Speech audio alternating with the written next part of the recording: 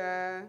지난 토요일 날 또 은혜로 함께 하신 하나님께 감사드리고 내년에도 저희가 예배를 세우는 일에 쓰임 받게 되기를 소망하면서 기도함으로 나가기를 원합니다. 자, 오늘 말씀은 욥기 13장 안 바꿨네. 13장 아니지만 자 고난을 바라보는 욥의 시선을 지금 3시간째 하고 있거든요. 지난주에는 그 욥의 친구들이 전문가였고 석학이었지만 그 인생의 정답을 알려주지 못해서 욥이 사람은 전문가도 인생의 정답은 모른다. 인생의 정답은 천지와 만물을 창조하신 하나님, 나를 지으신 하나님이 나보다 나를 더 잘 알고 계시고 정답은 하나님 알고 계시다 하는 것을 나누었고요. 그다음에 고난보다 하나님의 침묵이 더 고통스럽다라는 욥이 그것을 깨달았어요. 그런데 이 고난은 뭐라 그랬어요? 고난은 즐거워해야 되는데 고난을 참는 자가 있고요. 고난을 즐거워하는 자가 있는데 참고 견디는 자는 좀 믿음이 좀 낮은 수준이고 고난을 즐거워하는 사람은 믿음이 좋은 수준이라고 하더라고요. 그래서 환난이 왔을 때 고난이 왔을 때 인내함으로 소망으로 가는 거다. 그다음에 연단으로 훈련으로 소망으로 가는 거다. 이렇게 말씀 생각했고요. 또 하나님은 연약한 그 욥을 관심을 가지고 살피고 붙들고 함께 하신다는 것을 욥이 깨달았듯이 하나님은 우리가 예수를 내어줄 만큼 우리가 하나님의 전부다라는 것을 지난주에 나눴습니다. 오늘은 3번째 시간으로 욥이 고난을 바라보는 그 시선은 뭐냐면 고난을 통해서 깨달음이거든요. 또 오늘도 욥이 3가지 깨달음을 보여주고 있어요. 그것이 뭔지 한번 살펴보기로 하겠습니다. 네. 자, 욥이 첫 번째로 깨달은 건 뭐냐면 욥기 16장 17절에 보면은 이렇게 말해요. 내 손에는 포악이 없다. 내 손에는 악이 없다. 그러면 내 삶 속에서 악을 행한 적이 없다. 그리고 내 기도는 정결하다. 내 속에 내 삶에 악이 없기 때문에 내 기도는 깨끗해서 하나님 앞에 상달될 만하다. 이렇게 이야기하는 거예요. 그러면서 뭐라고 얘기하냐면 땅아 내 피를 가리지 말라. 나의 부르짖음이 쉴 자리를 잡지 못하게 하라. 이렇게 말해요. 땅아 내 피를 가리지 말라는 것은 욥이 고난으로 인해서 힘겨워하고 어려움을 당하는 것을 상징적으로 말하고 있고요. 그것으로 인해서 부르짖음을 부르짖으면서 자기를 증거해줄 증인이 필요하다는 것을 지금 요청하고 있거든요. 그래서 19절에 보면 지금 나의 증인이 하늘에 계시고 나의 중보자가 높은 데 계시니라 이렇게 말해요. 그러니까 욥이 계속 친구들을 통해서 이렇게 마음을 접는 시간이에요.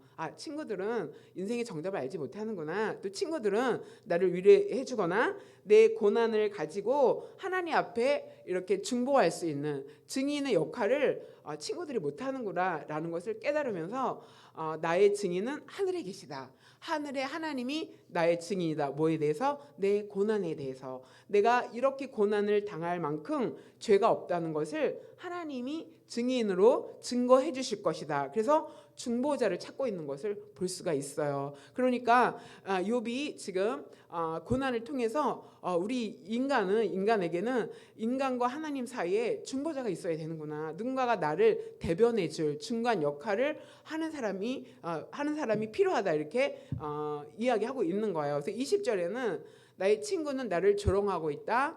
내 눈은 하나님을 향하여 눈물을 흘린다. 그러니까 친구들이 처음에는 위로하려고 사방에서 모였고 일주일 동안 그 땅에서 함께 아무 말도 못하고 막 소리내어 울었다라고 얘기합니다. 그때는 위로가 되었지만 친구들이 권면을 욥이 받아들이지 않았거든요.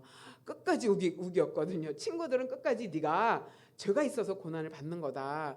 난 죄가 없다. 그랬더니 어디 숨었을 것이다. 잘 찾아봐라. 막 이렇게 말하고 엘리바스는 급기야 없는 죄를 막 이렇게 조장해서 부자들과 그 당시에 높은 관직을 가진 사람이 겪을 만한 것을 유추해 갖고 추측해서 죄를 만들어내는 것을 볼 수가 있어요. 그러니까 욥의 친구들은 처음에 위로하려고 왔는데 선한 의도로 모였는데 시간이 지날수록 서로 자기가 옳다라고 하면서 그 위로가 아니라 서로 이제 경쟁하면서 또 논쟁의 자리까지 이르러 가는 것을 여기서 보여주고 있어요. 그래서 친구들은 나의 중보자가 될 수 없구나. 내 고난을 대변해 줄 수 없구나. 그래서 나는 친구들은 나를 점점 조롱하고 있고 그다음에 그래서 나는 하나님 앞에 눈물을 흘리면서 기도하고 있다 이렇게 이야기하고 있습니다. 그래서 우리가 이 욥이 이제 성숙한 것을 보여주고 있어요. 이번에는 어떤 성숙이냐면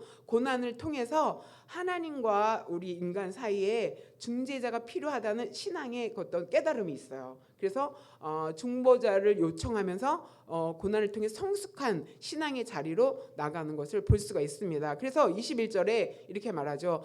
사람과 하나님과 또 인자와 이웃 사이에 중재하시기를 원한다.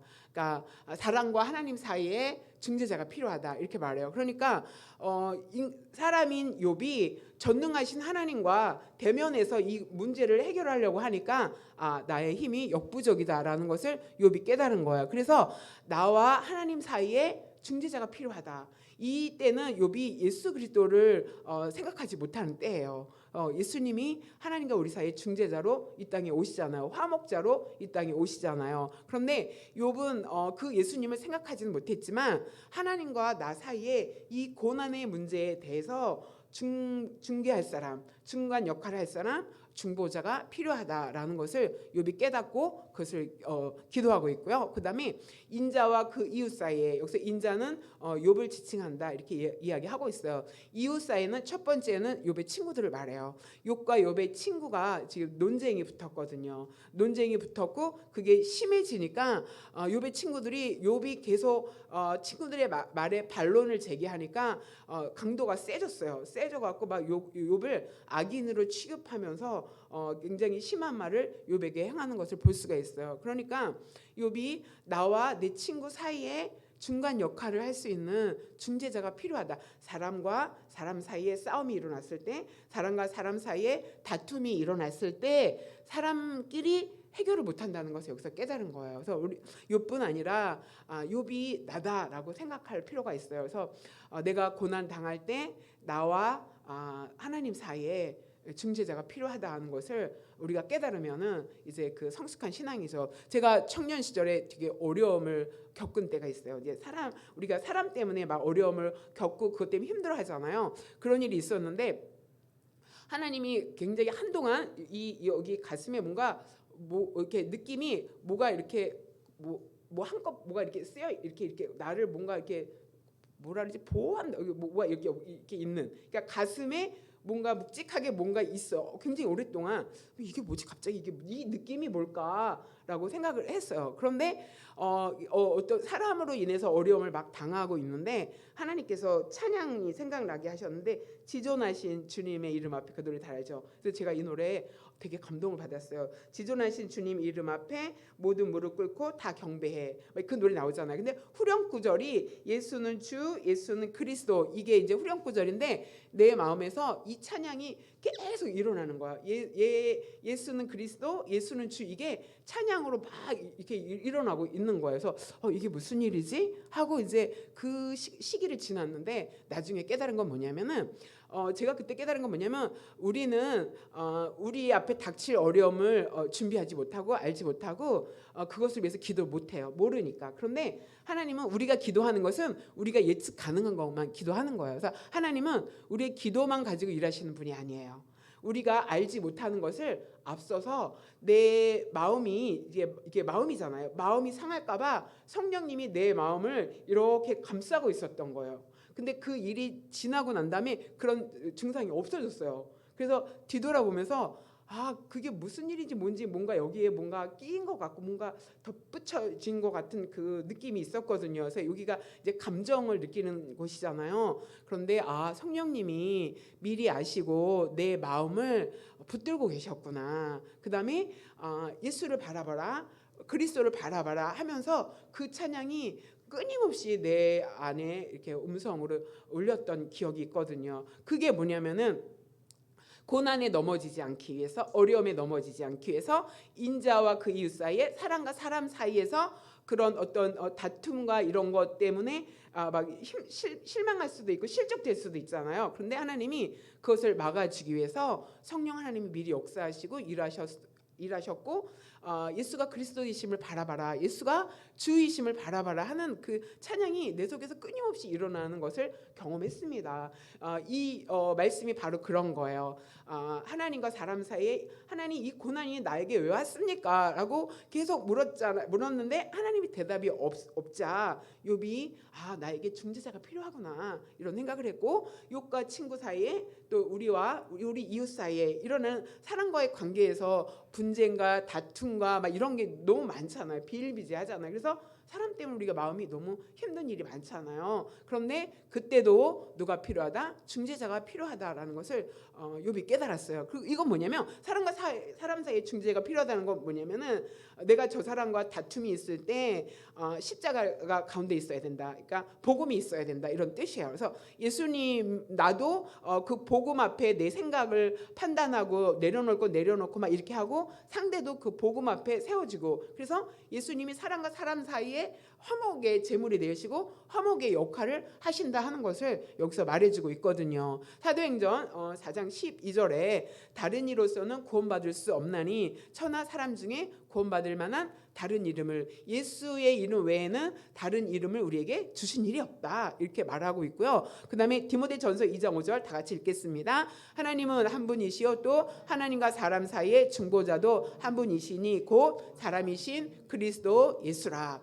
자, 하나님께서 우리가 예수 그리스도의 의를 힘입지 않고는 하나님 앞에 갈 수가 없어요. 그런데 우리의 죄 문제를 예수님이 담당하시고 1+1이에요. 하나님이 나의 죄가 없는 게 아니라 예수 그리스도로 인해서 가려지고 우리는 예수 뒤에 있고, 예수님의 이 의를 하나님이 의를 보시고 나를 의롭다고 생각해서 내가 하나님 앞으로 나아갈 수 있도록 예수님을 보내주신 거거든요. 예수님이 하나님과 우리 사이에, 그래서 우리는 죄로 인해서 멸망받을 수밖에 없고 죄로 인해서 지옥 갈 수밖에 없는 그런 사람인데, 예수 그리스도가 우리에게 화목제물이 되어서 하나님과 우리 사이에 구원의 길을 열어주시고 화목의 길을 열어주시고 또 소통할 수 있는 교제의 길을 예수님이 열어주셨다 이렇게 말하고 있습니다. 자, 이렇게 하나님과 우리 사이에 십자가가 이렇게 수직관계라고 그러잖아요. 나와 하나님 사이에 예수 그리스도가, 그 다음에 수평관계, 십자가의 횡적인 것은 사람과 사람 사이에도 거기에 예수님이 계셔서 예수님이 그 화목을 이루신다. 예수님 중심, 복음 중심으로 갈 때 인간과 인간 사이에 벌어지는 여러 가지 어려운 문제도 해결할 수 있다라는 것을 여기서 말해주고 있습니다. 자, 욥과 마찬가지로 저와 여러분과 우리 사이에도 하나님 사이에도 중재자이신 예수 그리스도가 필요한 줄 믿습니다. 이것을 깨달아야 돼요. 그 다음에 우리가 살면서 사람과 사람 사이에 어떤 여러 가지 얽히고 설킨 일들이 너무 많거든요. 가정에서 부부 관계가, 또 직장에서 또 동료들과 관계에 있어서, 또 우리 친구들과 관계, 여러 이제 그 관계의 도 안에서 힘들고 어려운 일들이 그런 것으로 일어나는 거잖아요. 그런데 그 사람과 사람 사이에서도 예수 그리스도가 화목의 역할을 하고 중재자 역할을 한다는 것을 여러분도 깨달으시기 바랍니다. 그래서 욥은 고난을 통해서 그걸 깨달았어요. 중보자가 필요하다. 우리에게도 그런 중보자가 필요한 줄 믿습니다. 두 번째 욥이 깨달은 것은 뭐냐면은 친구들의 말로 인해서 내면에 큰 상처를 입었어요. 19장 1절에 뭐라고 하냐면 욥이 그 앞에 이제 빌닷이 말한 것에 대해서 욥이 이제 반론을 제기하는 게 19장이거든요. 빌닷이 앞에 뭐라고 얘기했냐면은 악인은 빛이 꺼진다 이렇게 하고 아주 단정적으로 욥을 악인 취급했어요. 그러면서 악인에게는 기근이 오고 재앙이 오고 질병이 오고 죽음이 온다 막 이렇게 얘기하면서 욥이 그 기근, 그러니까 소유를 다 잃어버렸잖아요. 재앙으로 인해서 소유를 다 잃어버렸잖아요. 그러니까 욥이 맞이한 그 어려운 것을 다 빗대 갖고 네가 악인이기 때문에 그런 어려움을 당하는 거야. 질병도 네가 악인이기 때문이고 너의 자녀들의 죽음도 네가 악인이기 때문이야. 이렇게 말하는 것을 볼 수가 있어요. 그래서 욥이 그 말을 듣고 충격을 받았어요. 그래서 19장에 대답을 뭐라고 말하냐면은 욥이 대답하되 너희가 내 마음을 괴롭게 하고 말로 나를 짓누르기를 어느 때까지 하겠냐 이렇게 말해요. 그러니까 욥은 친구들의 말로 인해서 괴로움을 당하고 있는 거예요. 그다음에 그 말이 욥을 짓누르고 있다. 욥이 지금 그 질병, 이게 피부에 어떤 그 질병으로 인해서 머리부터 발끝까지 심한 부스럼이 나서 막 이렇게 기왓장으로 긁어야 될 정도로 육체적인 질병을 가지고 있었잖아요. 그런데 친구들이 욥의 그 말을 통해서 욥의 마음이 지금 막 짓눌러지는 거, 마음의 어떤 부담과 고통이 더 증가되는 거죠. 그래서 육체적인 질병도 감당하기 어려운데 친구들이 너희가 하는 말로 인해서 내가 지금 괴롭고 내 마음이 지금 짓눌려 있다 이렇게 말해요. 그러면서 더 심하게 뭐라고 얘기하냐면 10번이나 나를 학대했다 이렇게 말해요. 학대라면은 이제 친구들이 가해자고 욥이 피해자가 됐다는 거죠. 그러니까 학대라는 그 원어는 상처를 입히다라는 뜻이거든요. 그래서 이 친구들은 와서 욥을 때리거나 하진 않았잖아요. 그런데 욥의 마음에 큰 상처를 줬어요. 그러니까 내면에 큰 상처를 받았는데 학대받았다는 이렇게 말할 정도로. 숫자적으로 10번 아닌데 그 이상, 아무튼 그 정도로 너희들이 돌아가면서 하는 말이 나를 학대하는 거다. 그러면서 학대하면서도 학대한다고 생각하지 않으니까 부끄러워하지 않는구나 이렇게 말하고 있어요. 그러면서 뭐라고 말하냐면 비록 내게 허물이 있다고 할지라도 그 허물이 내게만 있느냐? 욥이 보통은 아니에요. 아픈데 바락바락 따져요. 여기서 허물은 보통 죄와 허물 이렇게 말하거든요. 죄는 하나님이 명시하는 그 십계명 같은 거 있잖아요. 분명하게 명시된 것을 우리가 어겼을 때 죄라고 하는데 허물은 그거보다 조금 약한 거, 그것을 이제 허물이라고 얘기하거든요. 이게 욥은 죄라고 말은 안 해요. 나 허물 있는 거 알아. 나 허물 있는 사람이야. 그런데 뭐라고 얘기하냐면 나만 허물 있니? 너 허물 없어? 이런 말이에요. 그러니까 욥의 친구들도 하나님만 의롭다 이렇게 말했으니까 자기도 죄인이라는 것을 인정해야 되잖아요. 그런데 마치 욥만 죄인인 것처럼 욥만 악한 사람인 것처럼 말하는데 욥이 이거 공격하는 거예요. 나 허물이 있다고 쳐 인정해. 그렇지만 너도 허물이 있지 않냐? 이렇게 딱 말하죠. 그러니까 어떻게 해야 되냐면 친구라면 고난 당하는 그 친구에게 가서 위로할 때는 나 자신의 허물을 먼저 볼 수 있어야 돼요. 그런데 너무 많은 욥이 너무 억울한 거야. 나만 그러냐? 너도 살펴봐. 넌 안 그래? 그러면 이제 다 찔리죠. 그거를 인정해야죠. 욥의 말을 인정해야죠. 그렇게 말하면서 너희가 참으로 나를 향하여 자만하여 내가 수치스러운 행위가 있다고 증언하려면 해라 이렇게 말하죠. 그러니까 욥은 친구들도 허물 있는 사람인데 그렇게 나를 공격할 수 있나? 이것은 자만한 거다, 교만한 거다 이렇게 생각을 한 거고요. 그다음에 내 안에 이렇게 고난을 받을 만한 수치스러운 죄가 있다면 밝혀라. 친구들이 그거를 증명을 못해요.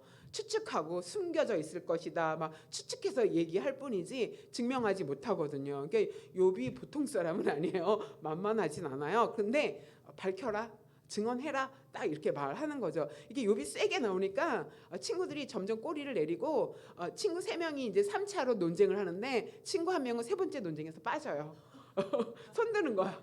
그리고 3번째 논쟁이 끝나면서 친구들이 다 손을 들어요. 욥이 지지 않는다. 그러니까 욥은 설득될 만한 이유를 알려달라. 근데 친구들은 이제 게임 끝났어. 친구들하고는 더 이상 말할 게 없는데 이제 하나님한테 묻는 거예요. 하나님, 이런 정도로 고난을 받으려면 분명히 드러나는 죄가 있습니다. 알려주십시오. 이렇게 말하는 거예요. 자, 여기서 욥은 말로 인해서 내면에 큰 상처를 받아서 학대를 받았다라고 생각하잖아요. 그렇기 때문에 우리는 그런 어려움을 당하고 있는 또 다른 사람들과 함께 이렇게 나눔을 할 때 어떻게 되냐? 내 자신의 허물을 먼저 볼 수 있어야 된다는 것을 여기서 교훈해주고 있습니다. 그다음에 21절에 보면 나의 친구야 너희는 나를 불쌍히 여겨다오. 나를 불쌍히 여겨다오. 하나님의 손이 나를 치셨구나. 이렇게 말해요. 그러니까 욥이 친구들에게 부탁하는 거예요. 말로 나를 그렇게 콕콕 찌르고 상처 주지 말고 내가 얼마나 힘들고 어려우면 그럴까라고 입장 바꿔서 네가 고난을 당했다고 생각해봐. 그럼 내가 얼마나 불쌍하겠니 하면서 욥은 자기를 불쌍하게 생각해달라고 부탁을 하고 있어요. 그런데 욥의 친구들은 또 고집이 세갖고 자기의 정당성을 증명하기 위해서 절대 불쌍히 여기지 않습니다. 그런데 하나님이 나를 쳤다. 하나님이 이렇게 하나님의 손이 나를 쳤기 때문에 내가 고난을 당하는 거다. 그런데 너희는 하나님처럼 어떻게 나를 박해하느냐. 앞에서는 학대한다 그러고 뒤에서는 박해한다 그래요. 이게 핍박하느냐. 네가 하나님이냐? 막 이렇게 하나님이 줄 수 있는 고난은 내가 인정하지만 너희는 나한테 그러면 안 되지라고 말하는 거죠. 그러니까 우리는 고난을 당한 그런 사람 또는 우리 친구나 또 이웃을 위해서 불쌍히 여기는 마음이 필요하다. 신약 성경에 보면은 예수님께 병을 치료받은 사람은 다 지나가는 예수님을 막 이렇게 걸음을 멈추게 해요. 나사렛 예수여 나를 불쌍히 여겨 주시옵소서. 막 이렇게 문둥병 걸린 사람들 또 소경 바디메어 다 예수님이 지나간다는 소리를 듣고 큰 소리로 예수님 나를 불쌍히 여겨 주시옵소서 나를 불쌍히 여겨 주시옵소서 한 사람들이 예수님의 걸음을 멈추게 하고 병을 치료했던 것을 알 수가 있습니다. 저는 옛날에 누가 나를 불쌍히 여기는 것은 안 좋은 거라고 생각했어요. 약간 약자 같고 내가 왜 불쌍히 여김을 받아야 돼? 막 이런 생각을 많이 했거든요. 그런데 신약 성경에 보면은 너희가 서로 불쌍히 여기라 이런 말이 나와요. 근데 제가 나중에 깨달았어요. 불쌍한 마음이 없으면 긍휼의 마음이 안 나오고 그 사람을 도와주고 싶은 마음이 없어요. 이거는 약자가 아니라 너희가 서로 불쌍히 여기라 해서 불쌍히 여겨야지 거기에 사랑이 들어갈 수 있거든요. 그런데 저 사람을 강하게 생각하니까 욥의 친구는 욥을 강하게 생각하는 거예요. 약하고 불쌍히 여겨야 되는 그런 존재라고 생각하지 않은 거예요. 그러니까 욥은 나를 좀 불쌍히 여겨 달라 이렇게 부탁하고 있어요. 그래서 우리가 친구가 정말 불쌍하다 생각해야지 그 사람을 품을 수 있고 그런 얘기 많이 들어요. 부부가 오래 살다 보면 불쌍하다고 그러더라고요. 남편이 불쌍해갖고 내가 봐준다. 막 그러니까 오래 살면은 그런 마음이 드는 거예요. 내가 돌봐주지 않으면 어떻게 하지? 막 이런 마음이 드는 거죠. 그래서 그런 마음이 있고 약하다고 생각해야지 나에게서 사랑이 나가지 그 사람이 강하다고 생각하면은 계속 대적하거든요. 저와 여러분 안에는 서로 불쌍히 여기는 마음이 있기를 소망합니다. 자, 그 다음에 21장 2절에 이렇게 말해요. 너희는 내 말을 자세히 들으라. 이거 월요일날 우리가 이거 나눴을 거예요. 중기도에. 그 다음에 이것이 너희의 위로가 될 것이야. 내 말을 자세히 들으라. 이거는 뭐예요? 내 말에 좀 경청을 해줘. 근데 욥의 친구들은 자세히 안 들었던 거예요.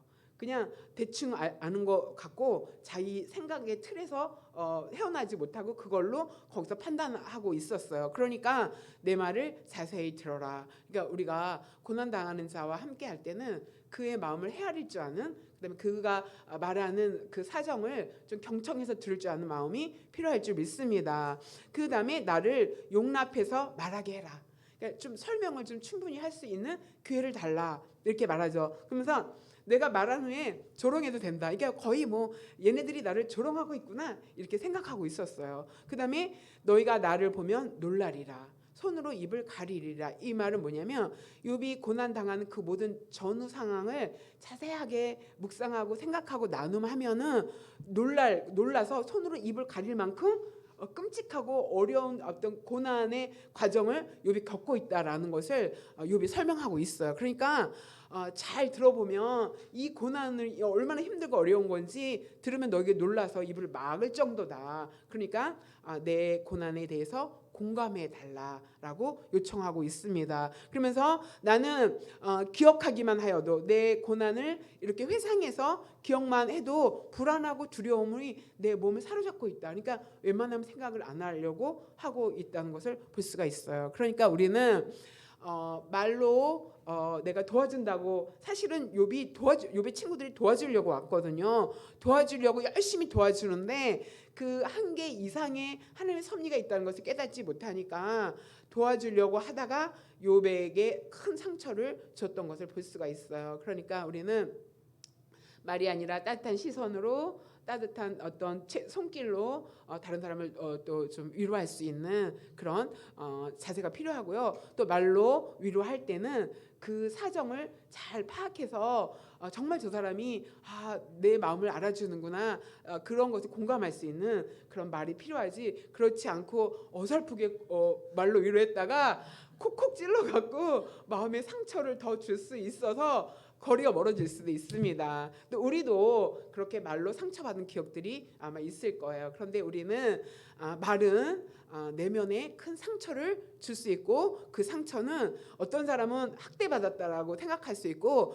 또 어떤 사람은 박해받았다, 핍박하는구나 말로 이렇게 생각할 수 있다는 것을 여러분이 꼭 기억하시기 바랍니다. 자, 그 다음에는 욥이 깨달은 게 뭐냐면은 현실을 보니까 악인이 더 잘 산다. 이것을 욥이 깨달았어요. 그래서 욥이 21장 7절에 뭐라고 그러냐면, 어찌해서 악인이 생존하고 장수하고 세력이 강하냐. 악이 잘 살아. 아주 그냥 길게 잘 살아. 죽을 때까지 잘 살아. 세력이 강해. 그 부유함이 또 줄어들지도 않아. 그걸 욥이 봤다는 거죠. 그러니까 악인에게 장수의 복이 있는 걸 내가 봤다, 이런 뜻이에요. 그 다음에 그들의 후손이 그 악인과 함께 그들의 앞에서 굳게 섰다. 그 악인들이 번 그 많은 재산을 가지고 흔들리지 않는 그런 부를 가지고 잘 살고 있다.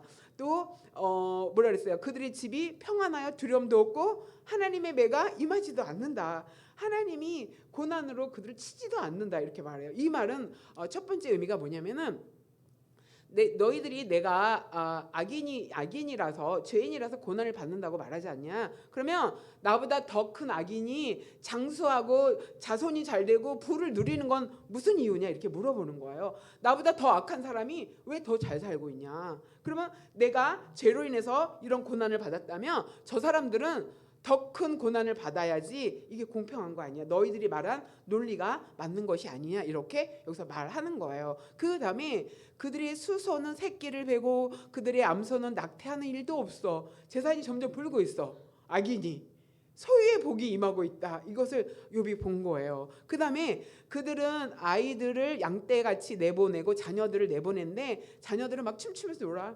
막 크루즈 타고, 막 제일 좋은 차 구하고, 뭐 매일 파티하고, 인생을 정말 즐기면서 사는 거죠. 막 잔치하고 사는 거죠. 소고와 수금과 노래와 필이, 이거 즐겁지 않으면 이런 음악이 좋진 않잖아요. 그런데 그런 즐거움 가운데 누리면서 살고 있다는 거죠. 그러면서 그들은 길게 행복하다가 잠깐 동안 수월 무덤으로 내려간다. 죽는다는 거예요. 고난을 보지도 않고 누리면서 살다가 죽는다, 이렇게 말하는 거예요. 근데 사실 우리가 봐도 그렇잖아요. 왜 나는 맨날 예배하고 기도하고 막 쥐어짜고 사는데 요 정도 수준밖에 안 되고, 저 사람은 내가 아무리 봐도 사기치고 막 남 이렇게 해갖고 재산 불리고 막 그러는데 길게 오래 잘 살고 자녀들도 잘 되고 또 그 재산이 불어나고 뭐 누리고, 이게 뭐냐, 우리가 그러잖아요. 자, 그래서 현실에서는 악인이 더 잘 살고 있다. 나보다 더 악한 사람이 잘 살고 있다. 이거 잘 살고 있는데 이거 어떻게 말할 거냐, 이렇게 말하는 거예요. 자, 그런데 성경이 이 악인에 대해서 어떻게 말하냐면은, 선인은 그 산업을 자자손손까지 끼쳐도, 자자손손까지 선인은 그것을 이제 물려줘도 죄인의 재물은 의인을 위해서 쌓는다, 이렇게 말하고 있어요. 그러니까 하나님께서 그 악인에게 재물을 막 이렇게 불어나게 하는 것은 언젠가 필요할 때 하나님이 그 찾아서 의인을 위해서 쓰신다는 거죠. 제가 이제 여기에 해당되지는 않은데 비슷한 걸 느꼈는데, 제가 지금 모닝 타기 전에 뭐 탔지? 아반떼인가? 아반떼 좋은 거야. 엑센트 탔어요. 엑센트 흰색. 엑센트 흰색을 중고를 사서 오래 탔어요. 소리가 이렇게 뭐 시동 걸고 가면 소리가 너무 커서 창피해갖고. 아반떼 맞아요. 흰 색깔. 엑센트. 엑센트 흰 색깔 엑센트 위가 아반떼야. 내가 아반떼를 사고 싶었거든. 자, 그랬는데 그게 여기 마우라라 그러죠. 거기 마우라가 깨져서 그렇다고 그 정비하는 집사님이 얘기해줬거든요. 그리고 차가 이렇게 지나면 붕 소리가 나서 우리 담임 목사님이 아유 깜짝이야 막 이러면서, 아니 왜 차 소리가 이렇게 커? 막 이랬고 너무 창피한 거예요. 그리고 이제 오래됐어. 그래서 하나님, 내가 이거 창피해서 도저히 내가 이 차를 못 타고, 아니 그냥 버스 타고 다닐 수 없고 너무 그 거리가 머니까. 그런데 어느 날 금요 이제 예배를 인도할 일이 있었는데, 그 선율을 가는데 신호를 기다리고 있었어요. 이렇게 신호를 기다리고 서 있는데 뒤에 어떤 차가 뭐 비리비리 오더니 내 차를 탁 치는 거예요. 그래갖고 내 차가 워낙 고물이라 찌그러졌어 살짝. 그러니까 이분이 죄송해요, 제가 정신이 없었나 봐요 막 이러면서 뭐 전화번호 치고 보험 처리하라고 그랬더니 이제 우리 그 교회 집사님이 자동차 정비 했거든요. 전화했더니 차 갖고 오라고. 그러더니 그 집사님이 전사님 이거 마우라까지 다 바꾸자고. 그리고 살짝 했는데 워낙 안 좋은 차라 막 그래갖고 이제 전화해서 이런 거 고쳐야 된다 했더니 네 제가 찍어진 거 봤어요. 다 고치세요. 그래갖고 60만 원이 나왔어요. 그래서 제가 그때 깨달은 거 뭐냐면 그분이 살짝 받았기 때문에 나는 뭐 아무 다친 것도 없고 증상도 없고 이제 차만 살짝 찔렀는데 하나님이 보험회사 돈을 가지고 제 차를 고쳐주는 거예요. 내가 맨날 그랬거든요. 하나님 창피해서 이제 이 차를 도저히 못하겠다. 난 진짜 버릴 수도 없고 난 진짜 뭐 그리고 이제 그거를 막 이렇게 몇십만 원 들여갖고 고칠 수도 없잖아. 이제 버려야 되는데 막 이렇게 힘들고 있는데 하나님이 그 기도를 들으시고 죄인의 재물 보험사의 돈을 하나님이 제가 그래서 보험사에 있는 돈도 하나님 거구나 그때 알았어요. 여러분 믿으시기 바랍니다. 그래서 그 사람이 잠깐 깜빡했어요. 하나님 정신없게 만든 거예요. 그 여자분이었는데 그리고 그 보험사에서 그 돈을 다 해갖고 마우라를 바꿨잖아요. 자, 하나님이 죄인을 형통하게 하는 것은 이제 필요할 때 의인을 위해서 쌓는 거다 이렇게 말씀하고 있어요. 그러니까 성도의 유익을 위해서 쌓는 거다. 자, 하나님께서 이스라엘 백성을 애굽에서 키웠거든요. 요셉이 들어가고 야곱과 그 70명이 다 그래서 고센이라는 곳에 엄청난 자손이 불개하는데 애굽의 풍요 속에서 하나님의 민족을 애굽 안에서 하나님 키우셨어요. 그건 뭐냐면 애굽의 그 부요함을 통해서 하나님이 그 속에서 하나님의 민족을 키우고 나중에 이끌어내셨다. 그러니까 애굽이 악한 나라인데 하나님이 사용하신 거예요. 성도의 유익을 위해서 하나님이 사용하신다. 그 다음에는 잠언 16장 4절에 여호와께서 온갖 것을 그 쓰임에 적당하게 지으셨나니 악인도 악한 날에 적당하게 하셨느니라. 이 말은 뭐냐면 온갖 것을 쓰임에 적당하게 하셨다는 것은 다 목적이 있어서 하나님이 세우신다. 그런데 악인도 악한 날에 적당하게 쓸 목적이 있기 때문에 그렇게 강하게 하고 부유하게 했다 이런 뜻이에요. 이 말은 뭐냐면 이렇게 비유할 수 있어요. 아수르가 하나님이 아수르를 막 강하게 하셨거든요. 그래갖고 북이스라엘이 점점 죄악과 또 우상의 자리에서 돌이키지 않으니까 아수르를 통해서 북이스라엘을 망하게 하나님이 사용하셨어요. 아수르를. 그 다음에 또 남유다가 말을 계속 안 들으니까 바벨론을 강성하게 만들어요. 그래서 바벨론을 힘을 키워서 하나님이 남유다에게 하나님이 경고하시면서 포로로 70년 끌려가게 하죠. 자, 그렇게 쓰려고 악인을 강하게 한다. 그 다음에 그런데 이 악인들은 뭐라 그랬어? 다 그 아수르와 바벨론은 멸망해갖고 사라졌어요. 역사에서 사라졌어요. 그러니까 강하게 했다가 그 목적과 쓰임이 다할 때는 사라지게 하시는 하나님의 역사가 있다는 거죠. 그러니까 뭐다 악인도 하나님이 쓸 목적으로 있어서 그렇게 두시는 거다라는 것을 여러분이 기억하시기 바랍니다. 그 다음에 여호와께서 말씀하신 악인에게는 뭐가 없다? 평강이 없다. 그래서 그 밑에 뭐라 그랬어요? 악인의 형통을 부러워하지 말라 그랬죠. 왜 부러워하면 안 되냐면 겉으로 보면 좋은 집, 좋은 차, 멋있는 옷, 그다음에 뭐 이렇게 룰루랄라 뭐 맨날 파티 가고 겉으로 보면 너무 행복해 보이잖아요. 부럽잖아요. 우리도 좀 그렇게 살면 안 되나 막 이런 마음이 있을 수 있잖아요. 그런데 결정적인 게 뭐냐면 우리는 겉모습은 볼 수 있지만 그들이 내면이 어떤 고민과 걱정으로 힘들어하고 어렵게 사는지 모르잖아요. 근데 하나님은 그 속에 평강은 없다 이렇게 말씀하시는 거예요. 분은 누릴 수 있지만 그 안에 평강은 주시지 않았다는 것을 여러분이 기억하시기 바랍니다. 그래서 행악자들로 말미암아서 분을 품지 말고 악인의 형통을 부러워하지 말라고 말씀하셨습니다. 그러니까 우리가 악인의 형통과 잘됨을 부러워할 필요는 없다. 하나님이 알아서 다 필요하면 갖다 쓰시고 필요하면 다 없애시고 또 그 마음에 평강은 없다라는 것을 여러분이 기억하시기 바랍니다. 현실에서 악인이 잘 되는 것 같지만 그거는 현세적인 거고 하나님의 쓰임 안에서 다 관리하신다는 것을 기억하면서 여러분 우리가 우리의 주신 본분을 잘 감당하기를 바랍니다. 마무리하겠습니다. 오늘 함께 말씀을 가지고 기도할 때 우리 하나님 내 안에 중보자 되신 예수님을 바라보게 하여 주시옵소서. 특별히 힘들고 어려울 때 하나님과 사람과 사람 사이에 그다음에 고난 당하는 자를 참된 위로를 할 수 있도록 기도했으면 좋겠고요. 또 악인의 형통을 부러워하지 않는 그런 삶을 살도록 기도하는 그런 시간이 되길 소망합니다. 또 이후에 제목 기도 가지고 함께 기도하겠습니다. 기도합니다. 하나님 감사합니다. 또 욥이 고난을 통해서 또 깨닫는 여러 가지 일들을 우리가 보았습니다. 하나님 우리 안에 그런 악인의 형통을 또 부러워하지 않게 하여 주시고